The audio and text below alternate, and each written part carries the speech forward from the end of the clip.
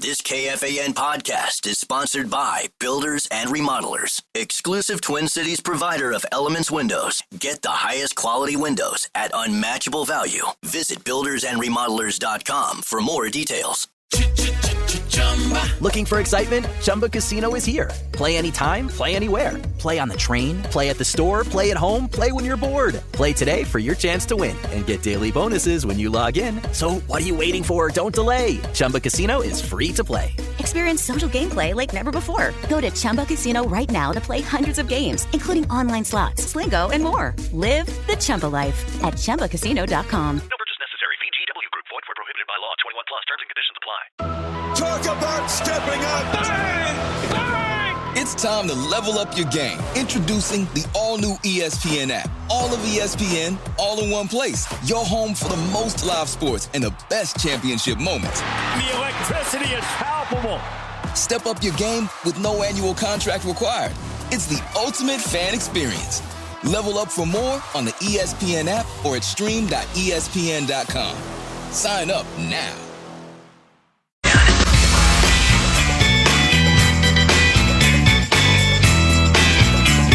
Okay, so Ben Johnson with the Lions against the Vikings. Brian Flores with the Vikings against Ben Johnson and the Lions.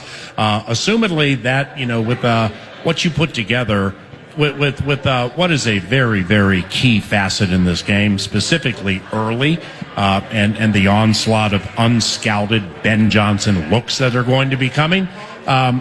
What do you think about all that? Yeah, I'm excited to talk about this game.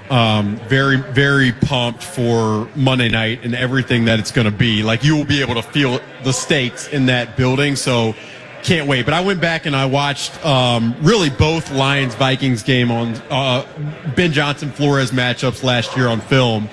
And the three things that really stood out to me were, one, there were a ton of condensed formations that put the Vikings edge rushers kind of in a bind on the edge. So how much will Ben Johnson align with those condensed formations, and will that give the Vikings problems? So I start there. Second, Jared Goff. Define condensed formation. Condensed formations meaning tight ends and receivers bunched up right next to the tackle. Saw it a lot with the Cowboys last night in the new Schottenheimer bid. Yeah, and so what that does, I mean, for people listening, is it creates extra gaps that the Vikings defenders then have to fill and find their way into, which just makes it a challenge. It's not anything crazy, but it's something I'll be looking for. The other two things that stood out to me, one, Jared Goff just crushed the Vikings on these deep, in-breaking, developing routes. And part of the reason he was able to hit those plays and those passes because the protection in front of him and then his accuracy and the speed which he goes through reads to then place the ball down the field. So for me, the question that I have is, can Joe Thuney, can Drew Dahlman, can Jonah Jackson, this new-look Bears interior, hold up long enough against the Vikings front to give Caleb Williams the time to hit those similar concepts? Yeah. And then can Caleb be accurate on those concepts the way that Jared Goff was? That's number two. And then number three. Well, off that, you see, with Taylor Decker, whether he played, or Penei Sewell, don't you? And I haven't watched his back. You have. It just at first blush, it seems to me, I can say to Penei, 43-58. That's you. And out of every 5 times, there will be help once, maybe twice.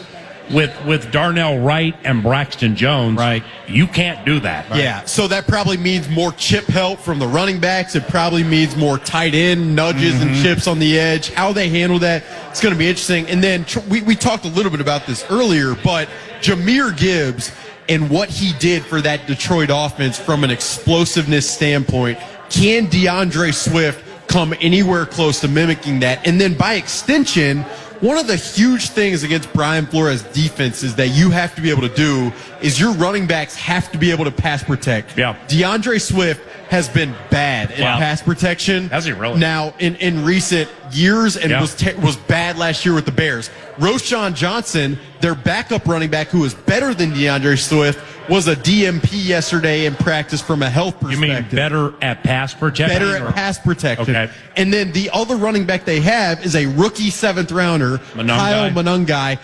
Can he step in against Brian Flores' defense and be able to pass protect? There were so many plays on film of the Vikings and the Lions where Jared Goff had just enough time to get the ball out because of David Montgomery holding up against Ivan Pace.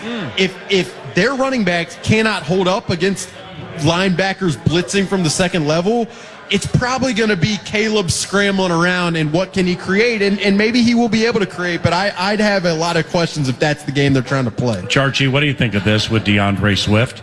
Last year, he averaged 3.8 yards per run. Yuck. Lowest of his career. In 2022, with Ben Johnson in Detroit, 5.5. Highest of his career. How do you mix that? And Ben Johnson benched him 2 years ago. Did he really? Yeah, in Detroit. And then next year he was off the team, and he was off in Philadelphia the following season. Yeah. Swift last year, a couple of stats for you. Dead last in rushing yards over expectation among starters. Dead last in yards after contact, third from last in avoided tackle rate, second from last in yards per carry. You mentioned the 3.9 yards per carry. How much of that is the offensive line, though? The run game, we've asked the Viking staff really for months now, what's going to be different about this run game? And the answer is usually, well, we're probably going to be able to generate a push. And that is most important to what we want to do. So that's a question I'd have with Swift. I don't believe Swift is a particularly effective runner right here. And some of the metrics, like yards after contact, right? This is on you, running back. Can I make somebody miss? Can I get a bad angle? Can I break a tackle? Swift ain't got that. And some of it is, sure, offensive line, bad last year. And some of that is baked into this, but Swift ain't the guy. This team's going to be in the market for a whole new running back room next offseason. And if you want, one of the things that can go very wrong for the Bears offense this year and cost them wins, it's going to be problems running the ball. What about their coordinator, Dennis Allen, versus the Vikings play calling head coach, Kevin O'Connell? We will get into the history of that and walk up to LaVelle E. Neal III, columnist for the Star Tribune, but long-standing Chicago Bears fan. He'll join us about 15 minutes from now for Beating the Bears from Buffalo Wild Wings Oakdale. All of that's around the corner as we head into the penultimate this beautiful Friday on KFAN. Hello, it is Ryan, and I was on a flight the other day playing one of my favorite social spin slot games on ChumbaCasino.com. I looked over at the person sitting next to me, and you know what they were doing? They were also playing Chumba Casino. Everybody's loving having fun with it. Chumba Casino is home to hundreds of casino-style games that you can play for free anytime, anywhere. So sign up now at ChumbaCasino.com to claim your free welcome bonus. That's ChumbaCasino.com and live the Chumba life. Sponsored by Chumba Casino. No purchase necessary. VGW Group. Void where prohibited by law. 21 plus. Terms and conditions apply.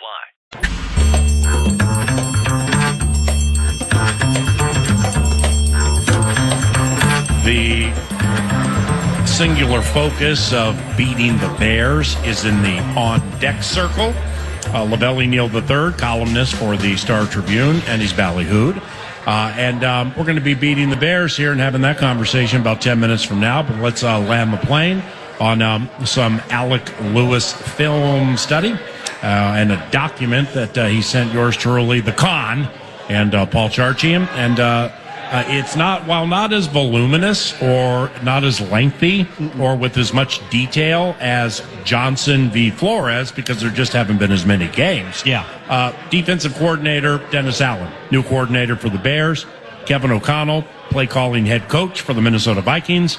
The last time I believe they met, New Orleans was at U.S. Bank Stadium, and I might be wrong here, and Dennis Allen single-handedly ruined whatever they were doing good with Josh Dobbs in the second half of the game. And then you go to Denver and he can't get out of his way.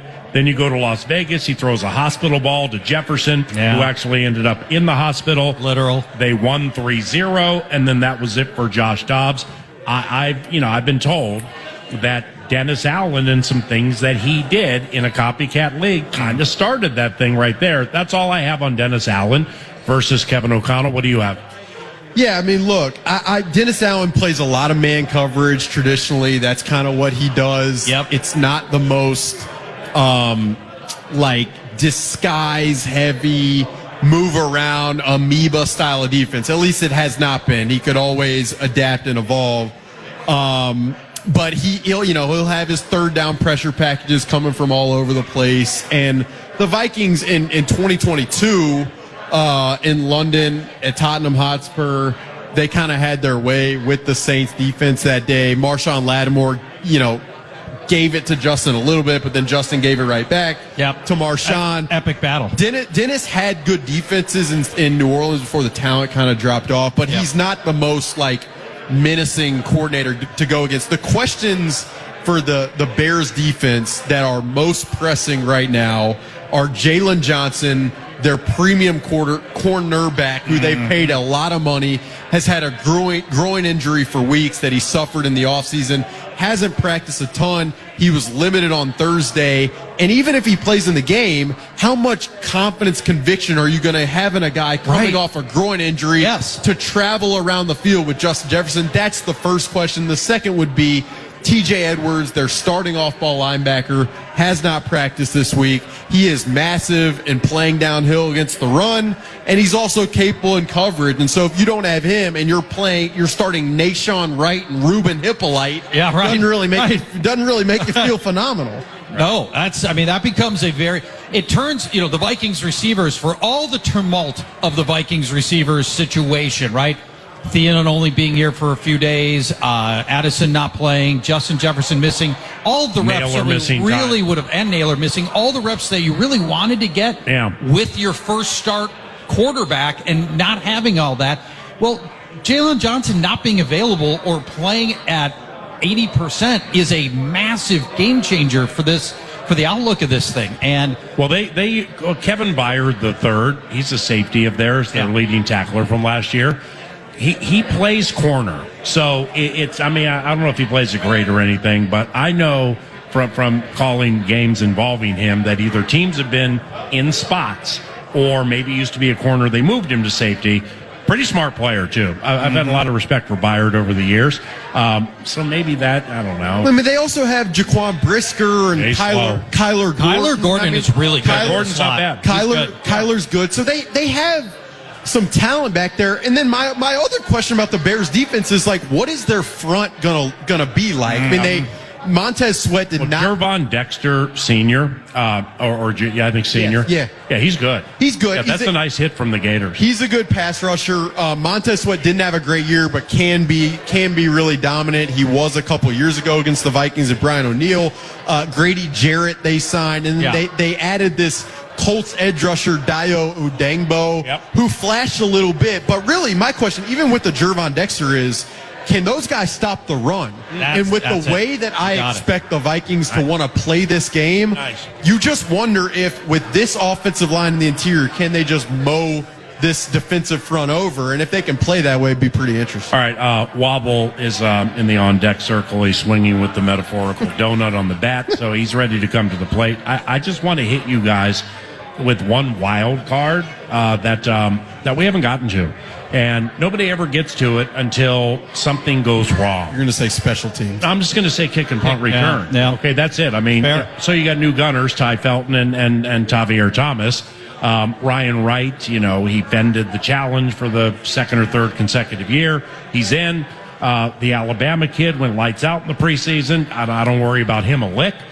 So Miles Price is the punt returner. Correct me if I'm wrong. And kick returner. Well, they'll have two back there. Now, Miles Price hasn't returned a kick since 2020 when he played for Texas Tech. Jeez. I'm not counting the preseason. 2020? What was it? He's 14 years old then. So I would think Ty Chandler would be the other guy back there, maybe. Maybe Ty Felton. I don't know. But what do you think of that, man? Yeah, what I would say is if the Vikings lose this game on a razor-thin margin because they've muffed a punt or dropped a kick or because the punting and field position battle, they lose drastically with Ryan Wright against Torrey Taylor.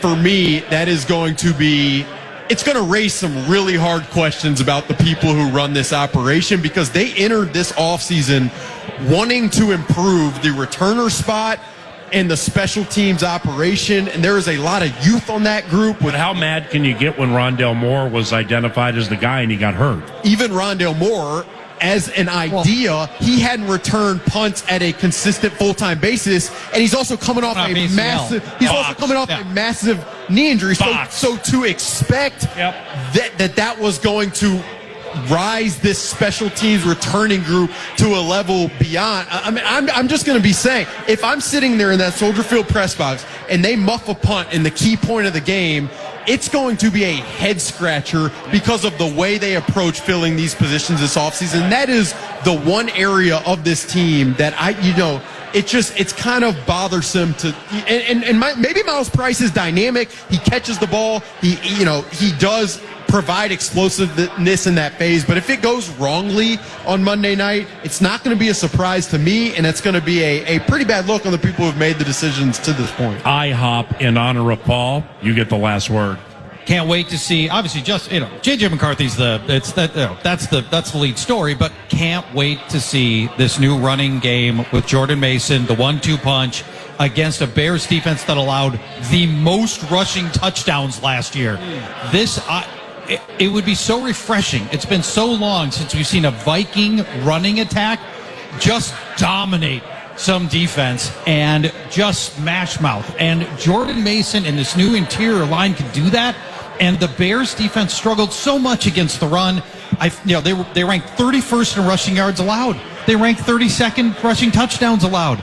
Let's just go see if the Vikings can just go win this thing on the ground. And boy, that's the kind of victories, for all the KOC victories we've had over 3 years, that's not the style of victory we've had. The other thing, we talked about DeAndre Swift and his lack of success last year in the run game behind that offensive line. The one thing I will say also about Aaron Jones is he still had 1,000 yards. He still, I think, caught 500 yards behind that interior offensive line. So I'm beyond Jordan Mason, who I am with you and cannot wait to watch him run the football. Aaron Jones in the screen game could be a massive opportunity against the Bears defense on Monday night. Beating the Bears featuring LaVelle E. Neal III is our final segment from Buffalo Wild Wings, Oakdale, and...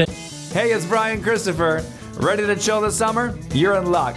I'm hanging out at Chumba Casino, and you're in for a treat. Chillax with hundreds of games, daily bonuses, exciting spins, and epic prizes. It's all here, always free to play. Kick back, have fun, and head to ChumbaCasino.com. Let's make this summer legendary. Sponsored by Chumba Casino. No purchase necessary. VGW Group. Void where prohibited by law. See T&Cs. 21+. It's next.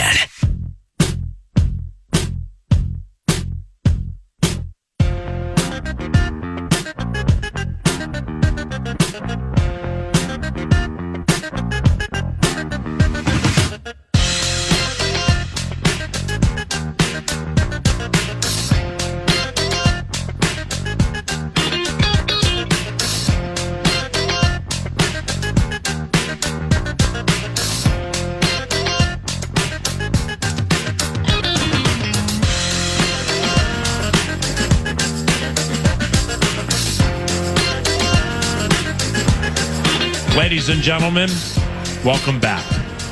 From the south side of Chicago. The baddest part of town. The baddest part of town.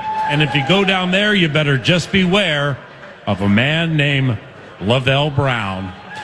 He's a columnist for the Star Tribune by day and a Bears devotee by morning, noon, and night. He's also one of the best friends I've had since I moved to Minnesota in 1998, so let's not add him with any negativity or anything. In fact, can we get a witness and a raucous round of applause to start this Beating the Bears segment with LaVelle E. Neal III. Listen to you give me those flowers. Hello, everybody. Thanks for having me. Bear down. Wobble. That's pretty good. I mean, this audience could have turned on you, and they didn't. They turned on Finnegan every time. Unlike Cindy, he's likable. That's because they're nervous. That's why. Hey, it's only a 1.5 point spread. The over/under's 43.5. And you're the guest, so I'll take the under. Yeah, with Alec and with Paul and with yours truly. So you go ahead and stream your consciousness, LaVelle E. Neal III. You followed this sucker so closely since they hired Ben Johnson, and since they drafted, and since they brought in Grady Jarrett and all the free agents and everything. What do you think of the season that will be the Bears, and what do you think of Monday? And good morning. Well, I think you didn't say good morning. Good morning to you too as well, good Paul morning. Allen. This is all about the further development of Caleb Williams, which is going to be a work in progress in the regular season. I wish this game was like week 6 and week 7, but it's not. You got to play the schedule that's given you. I've heard things out of camp about at times he looks great, at times it's been horrible. At times Johnson's dropped F-bombs on everybody for not being lined up in the right spot. I mean, Luther Burden couldn't get lined up properly during a walkthrough. That's how far they've had to come with this. I laugh because, we've actually seen that. M-I-Z. So I think he's going to get better as the season goes along. I anticipate a sloppy game on Monday. I think both quarterbacks will flash. I think both quarterbacks will make mistakes. If I'm a betting man, I'm hitting the under on this one. I do believe the Bears could win this game. Now, if Jalen Johnson can't play or is limited because of he called it a bad groin injury that he suffered during a workout during the summer, because that puts Nashawn Wright on the field, who appeared in one game for the Vikings last year. So the former Gopher, Terrell Smith, dead, IR? He's out for the year. Okay. He blew out his knee a couple weeks ago. If Johnson was healthy, I would feel a lot better about this, and I would be ready to predict a Bears 16-13 victory. But that bit has got me worried. Edwards, all of a sudden, not practicing yesterday was a concern.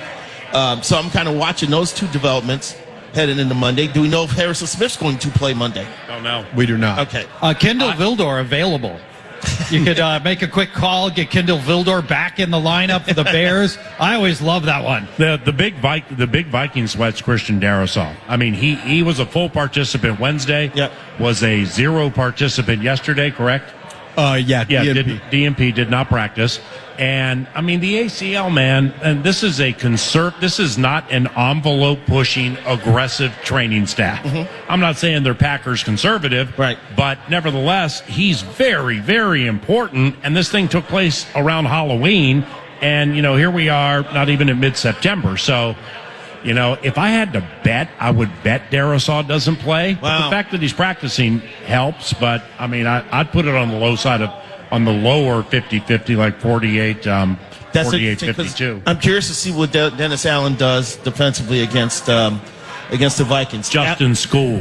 He's a different type of defense coordinator than his predecessor, Matt Eberflop. Eberflop like the rush floor. Eberflus did okay last night against that high-end Phillies offense. Phillies.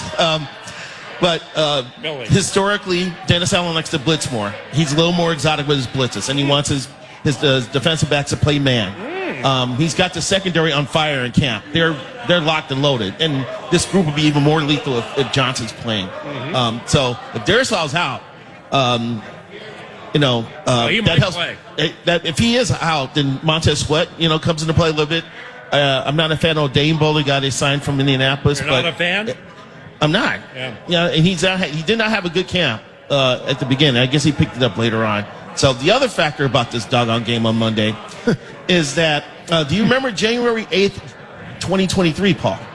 2020. I remember January 8th, 2024, the last time J.J. McCarthy played a meaningful football game. On January 8th, 2023, the Vikings were in Chicago. And I think 20% of the roster had to change their shoes at halftime because they were sliding all over the turf. Yeah. They had to go to the 7 stud bits, all right? That's always the thing. You got to get the 7 stud. Yeah. What does that even mean? I have no idea. So, the turf at Soldier Field. The card game that I'd like to play and check raise you. The turf at Soldier Field has been trampled by concerts. Yeah. On August 5th, great. Elton John had a concert there. Okay. August 5th? Now, on August 22nd, the Bears played the Chiefs in a preseason game. The field was destroyed. Right. I remember reading that. Someone with the Players Association went on Twitter and said this game should not be played. Brilliant. Complaining about the safety of the players. Wow. Right. Now, leading up into Labor Day, they had 5 concerts in 5 days. Yep. Really? At Soldier Field. And the Oasis bit, like every blade of grass was covered with feet. Yeah. Oh, wow. Yes. Yeah. So they've resodded the entire field and did so within a week. Last week. Can't grow, the sod can't regrow that fast. Yeah. And What do I look like, Tommy Toro? I'm just telling you what they did. Man. Brilliant. Yeah, so this turf could be another factor on Monday for both teams. I'm just saying, because I don't know. I agree. Like you, I don't know how quickly it can take hold. Right. And Soldier Field historically has had some of the poorest playing surface conditions in the NFL. I mean, Urlacher used to just rip the shreds the Chicago Park District over how they managed the turf. But all these concerts that they've had in the last month. What Wobble said, the Chicago Parks bit, is the more the Bears and our friend, formerly with the Vikings, Kevin Warren, the more he keeps pushing the envelope with Arlington Heights and building the stadium there and just forgetting Soldier Field, the worse the Parks bit's getting with how they're treating things at the stadium. It's a mess. I just can't wait to show up Monday night. So excited, and then everyone's just slipping all over the place. Like, what are we doing? This is a massive game, and you have like these professional athletes. If someone gets hurt because of this, it's abysmal. Offensive linemen trying to get their footing. I mean, this is a mess. Well, maybe it'll be okay. Actually, because it's not supposed to rain up to or through the game. Right. Mild temperatures Monday night. You're right. Hopefully we won't have any precipitation. So, I think the high's supposed to be like 72, 73 on Monday. Maybe. So it's going to be a pleasant day. And I have to take that back. Apparently, in bad playing conditions, offensive linemen actually have an advantage, I believe, because they know where they're going. And the defenders don't know. I can't just wait. And boom. and the kickoff, they're all slipping. Right. Hopefully that's not the case. So, but my Sunday column is about all the storylines that are dripping out of this game. And my number one storyline is that someone's debut is going to be spoiled. Have you written your Sunday column already? I had it in this morning. For the Saturday overnight bit? Or whatever it's called? It'll be Sunday morning bit. Yeah, sweet. So, either J.J. McCarthy's going to ruin it for Ben Johnson, or Ben Johnson's going to ruin it for J.J. McCarthy. So, Johnson's there to save Chicago Bears football and develop Caleb Williams. J.J.'s coming home. He's calling in the business trip, so he's got to give Johnson the business on Monday. Courtney Cronin, ESPN, joined 9 to noon yesterday. Yep. Might as well throw in ESPN.com. And the only thing we're missing is Dane Mizutani to get the Pioneer Press perspective, because we have Star Tribune, we have The Athletic, and then yesterday Courtney came on, and the way I framed it up with her, because that was the story she wrote like 3 days ago on Braxton Jones, the left tackle, and I read the story, and it's been talked about this offseason, who they drafted. What's that guy they drafted? Ozzie Trapillo. Right. From Boston College. Yeah, right. Second round, too. Yeah, yep. So, therefore, he's somebody on whom they may be counting sooner than some other people think. But all the feel I got was this Braxton Jones at left tackle, they reluctantly are using him. How do you head into a season with a head coach getting $13 million as an elite offensive mind, reluctantly having a left tackle? Well, it was very interesting to see the revolving door there during camp, because because Braxton's coming back from a broken ankle. Okay, so in addition to returning from that injury, mentally he's going to be at a spot where I can go 100% in this bad boy and not worry about it being re-injured. So I think he was going through some of that in camp. They got Ozzie Trapillo. They got the other kid, Kieran Amagajidi, who started at left tackle. Jonathan Grenard got him so many times. At U.S. Bank Stadium. No, I went on Twitter and said, Kieran Amagajidi starting at left tackle. Vikings released the hound. Sounds like a poor man's Chad Clifton. And then they got some Canadian dude that was on the practice squad last year that they actually gave some run to at left tackle as recently as 3 weeks ago. Wow. So I still expect a change. I think Trapillo will start before the season's over. The thing about Braxton is he's serviceable. He's not horrible, but he's so big. Good. And he still has problems dealing with the bull rush. The bull rush he has not been able to come up with an effective way to slow those down. So sounds like that's Javon Hargrave's guy. Yeah, he's a 5th-round pick out of Southern Utah who's probably overachieved, has achieved as much as he can in the NFL. Yeah, it's a good story on his part, but I think Southern Utah. Don't besmirch Southern Utah. Oh man, here we go. Really? Now you're gonna start? That's a great program right there. But you know what? I got a lot of respect for Braxton Jones. He grew up in St. George, Utah, surrounded by a bunch of weird rest stops in a women's prison, and it was very cantankerous. Is there a women's prison there? Got out alive. Is there a women's prison there? Yeah. Oh my God! I kind of thought he just made that up. No, when before Charge came to the feast at the fair, I was sitting in my car and I'm like, all right, well, let's do the Google Maps bit, because I somehow I have his address, and so I put it in, and it did the overhanging thing. All I saw was a women's prison, okay? And I saw 2 rest stops, probably within 15, 20 miles. But, of course, I made it sound like he's surrounded by weird toe-tapping restaurants. And truckers stopping through by the women's prison. Sounds. It really couldn't be less like that. It's Zion not a National prison, it's Park. a concubine. It's gorgeous. LaVelle, from the other side, and you've been out at training camp, I've seen you out there. Like, what is your perspective on J.J. McCarthy and what you expect? Well, it's interesting because I think some of the national skepticism has been fueled by Colin Cowherd and Dinah Routini, who were alarmed that we're hearing that he's not looking great in camp. I came out there for the live practice against the Patriots when he got on a heater. Oh, you saw Thursday? Well, if you'd seen Wednesday, it would have been a different opinion. Well, there's growth there. He went from one day to another to getting it done. Man, I've been a big J.J. McCarthy guy since he was at Michigan. Oh, good. I thought it was a great draft pick by the Vikings. I think he's a winner. Of course, he's a Chicago guy. He grew up playing hockey. Yep. Who better to lead the Vikings than a hockey-playing quarterback? Thank you. And, he wasn't asked to do a lot in Michigan, but he didn't have to. But when he did, he made plays. And I think he could do that in this system with this kick-ass defense, with an improved running game, with a rebuilt interior offensive line, and a good receiving core. He's not going to be asked to win games all the time. But just chip in here and there, and he could be effective in year one. You said it, but, you said, like, he's a winner. It's almost eerie talking to people who have been along his path, going back to Michigan, IMG, Nazareth Academy, and how every conversation, they praise his arm strength, they talk about his toughness, his pursuit to want to be great, and then they find their way to this, like, hard to quantify thing where they talk about, like, the standard that he sets for people around him.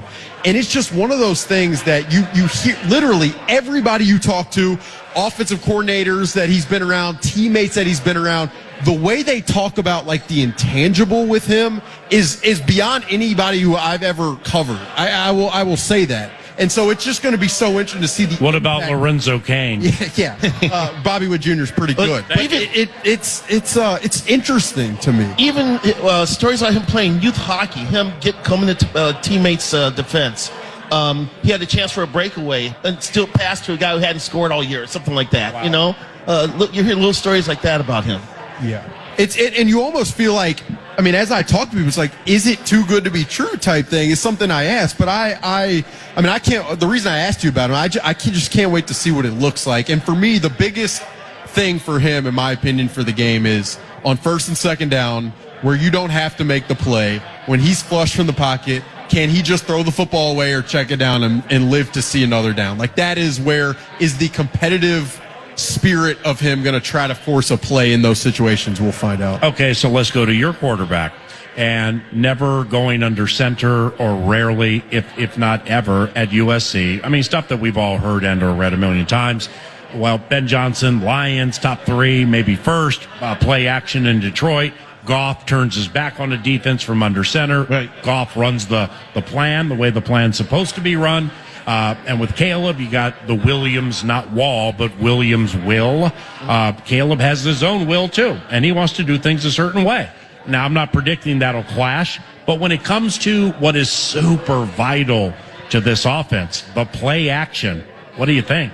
I'm glad you brought that up, and I think that's going to be one of the fascinating things about this year is that will Ben Johnson come halfway as far as dealing with Caleb, or will he try to pull Caleb all the way over to his way, which is more structured and disciplined? Right. So I'm really curious to see how that is going on. Because practice, things have been disjointed. But once he get in the 2-minute drill, when he can ad-lib, he's been great. Wow. So really? He still has those traits, man. Yeah.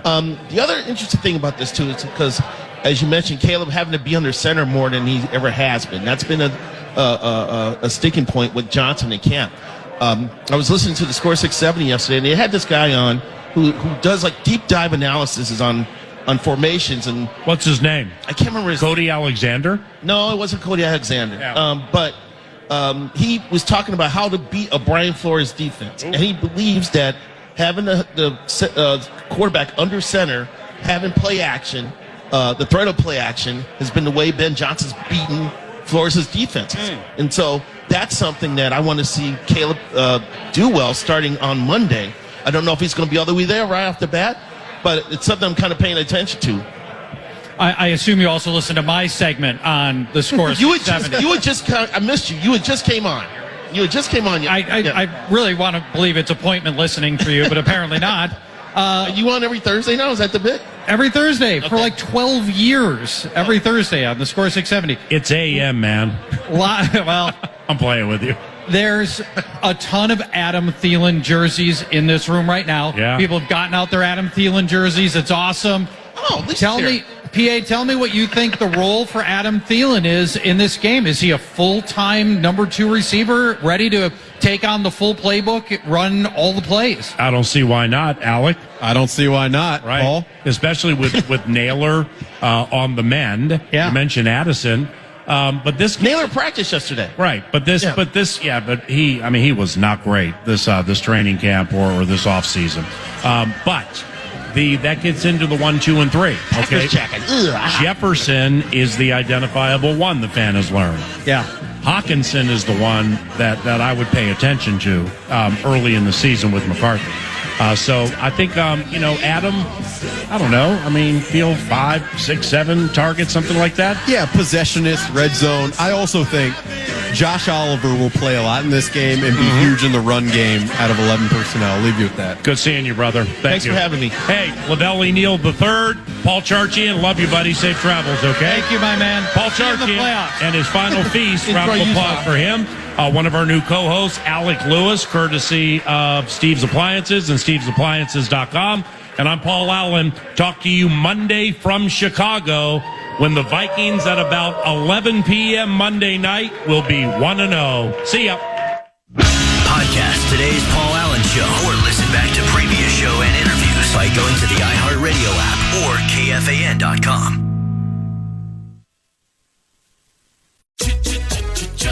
Looking for excitement? Chumba Casino is here. Play anytime, play anywhere. Play on the train, play at the store, play at home, play when you're bored. Play today for your chance to win and get daily bonuses when you log in. So what are you waiting for? Don't delay. Chumba Casino is free to play. Experience social gameplay like never before. Go to Chumba Casino right now to play hundreds of games, including online slots, Slingo, and more. Live the Chumba life at ChumbaCasino.com. No purchase necessary. VGW Group. Void where prohibited by law. 21 plus. Terms and conditions apply. Every business has an ambition. PayPal Open is the platform designed to help you grow into yours. With business loans so you can expand and access to hundreds of millions of PayPal customers worldwide. And your customers can pay all the ways they want with PayPal, Venmo, Pay Later, and all major cards, so you can focus on scaling up. When it's time to get growing, there's one platform for all business. PayPal Open. Grow today at paypalopen.com. Loans subject to approval in available locations. In the heat of battle, your squad relies on you. Don't let them down. Unlock elite gaming tech at Lenovo.com. Dominate every match with next-level speed, seamless streaming, and performance that won't quit. And push your gameplay beyond limits with Intel Core Ultra processors. That's the power of Lenovo with Intel Inside. Maximize your edge by shopping at Lenovo.com during their back-to-school sale. That's Lenovo.com. Lenovo. With depression, it feels like every day you're just going through the motions. I wanted something that could help me feel better fast and that also lasts. That's when my doctor told me about Auvelity. In a study, Auvelity started working for some as early as 1 week, with significant improvements seen on average at 6 weeks compared to placebo. Auvelity is helping me to feel more like myself. I'm glad I talked to my doctor about Auvelity. Auvelity is a prescription medicine for adults with major depressive disorder, MDD. Auvelity is not approved for children under 18. Auvelity may increase suicidal thoughts and actions in young adults. Tell your doctor about sudden changes to mood, thoughts, or behavior. Do not take Auvelity if you have a history of seizure, eating disorder, or have abruptly stopped drinking alcohol or taking benzodiazepines, barbiturates, or anti-seizure medicine. Serious allergic reactions can occur. Do not take if you are allergic to dextromethorphan, bupropion, or any of the ingredients in Auvelity. Do not take with MAOIs. High blood pressure, manic episodes, serious eye problems, problems and dizziness can occur. Report all medicines you take to avoid a life-threatening condition. Do not take Auvelity if you are or may become pregnant. Side effects can include dizziness, headache, diarrhea, feeling sleepy, dry mouth, sexual function problems, and excessive sweating. Ask your healthcare provider if Auvelity is right for you. Visit Auvelity.com. That's AUVELITY.com. Or call 866-496-2976 for more information.